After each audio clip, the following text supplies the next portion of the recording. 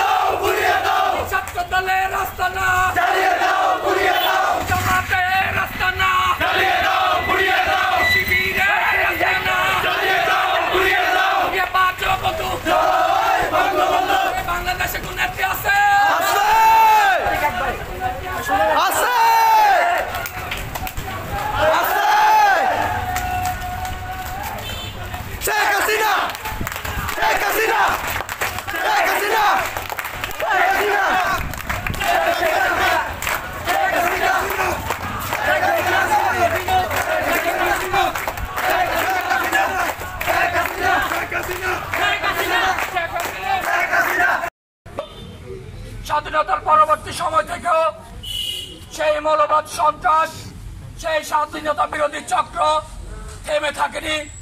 তারা একের পর এক মাননীয় প্রধানমন্ত্রী শেখ হাসিনার উপর হামলা করেছে। একের পর এক আগুন সন্ত্রাস যারা পুরা বোমাবাজি করে লক্ষ লক্ষ মানুষ হত্যা করেছে। কিন্তু জনটি শেখ হাসিনা থেমে থাকেনি।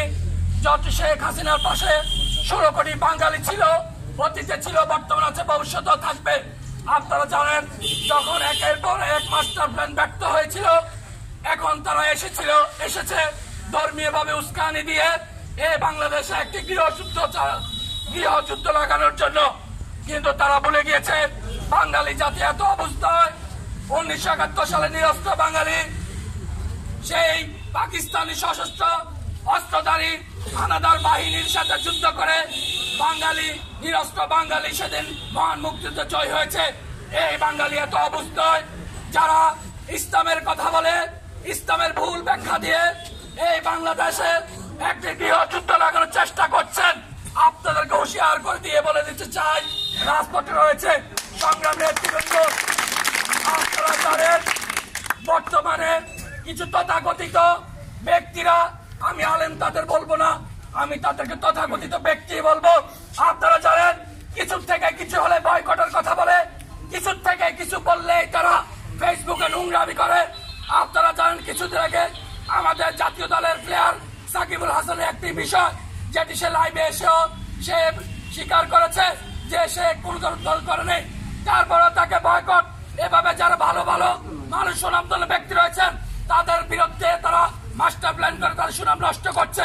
অথচ সেই জামাত শিবির তাদের বাবা সাইদি দেলোয়ার সাইদি যখন এমপি ছিল, মন্ত্রী ছিল, হিন্দুদের সেখানে গিয়ে পূজা মণ্ডপ উদ্বোধন করেছিল, সেই তারা ভুলে গিয়েছে। আজকে তাদের বাবার কথা ভুলে গিয়ে তারা বাংলাদেশে একটি বিভ্রান্ত ছড়িয়ে সাকিবুল হাসানের মতো অহরহ ঘটনার তারা জন্ম দিচ্ছে। কিন্তু এই জিনিসগুলো শিখিয়েছিল সে দেলোয়ার সাইদিরা, যারা দিনের বেলায় ওয়াজ করে হিন্দুদেরকে বয়কট করে, তারা রাতের বেলায় আবার হিন্দুদের পূজা মণ্ডপ উদ্বোধন করেন, আবার ভোর রাতে গিয়ে হিন্দুদের বাড়িঘর জ্বালিয়ে ফুরিয়ে দেয় এই জামাত শিবিরের সন্ত্রাসীরা। তাই বাঙালি আর অবস্থায় এই জামাত শিবিরের চক্রান্ত বাঙালি জাতি বুঝেছে, কখনোই তাদের সঙ্গ দিবে না। এর পরবর্তীতে আপনারা জানেন বঙ্গবন্ধুর ভাস্কর্য নিয়ে কিছু কথা বলেছে। বঙ্গবন্ধুর ভাস্কর্য নিয়ে তারা অপপ্রচার চালাচ্ছে, তারা বিভিন্ন কথা রটানোর চেষ্টা করছে। ধর্মীয় ভাবে যেন বাংলাদেশে একটি সাম্প্রদায়িক শক্তির একটি গৃহযুদ্ধ তৈরি হয়, যাতে করে তারা এই আওয়ামী লীগ সরকারের পতন করতে পারে, এই স্বপ্ন তারা দেখে যাচ্ছে। সংগ্রামী সাথী ও বন্ধুগণ, এই 18 কোটি বাঙালি একসাথে আছে বলে মাননীয় প্রধানমন্ত্রী ক্ষমতা আছে। এই 18 কোটি মানুষ চাই বলে আজকে শেখ হাসিনা প্রধানমন্ত্রী হিসেবে দায়িত্ব রয়েছেন। সাথে সাথে আমাদের মাননীয় সংসদ সদস্য মেজর রফিকুল ইসলাম বীর উত্তম মহোদয়, আপনারা জানেন শাহরাস্তি হাজীগঞ্জের একমাত্র অভিভাবক, আমাদের সকলের দিক নির্দেশক মাননীয় সংসদ সদস্য মেজর রফিকুল ইসলাম মেজর রফিকুল ইসলাম বীর উত্তম এমপি মহোদয় আসলে কোন ধরনের সন্ত্রাসী ছাত্রলীগ চলতে দিবে না ইনশাল্লাহ। ছাত্রলীগ মাননীয় সংসদ সদস্য মেজর রফিকুল ইসলাম বীর উত্তম এমপি মহোদয় সকলটাকে রাজপথে থাকবে এবং মাননীয় প্রধানমন্ত্রী শেখ হাসিনার সকল নির্দেশনা মোতাবেক মানুষের পাশে থাকবে।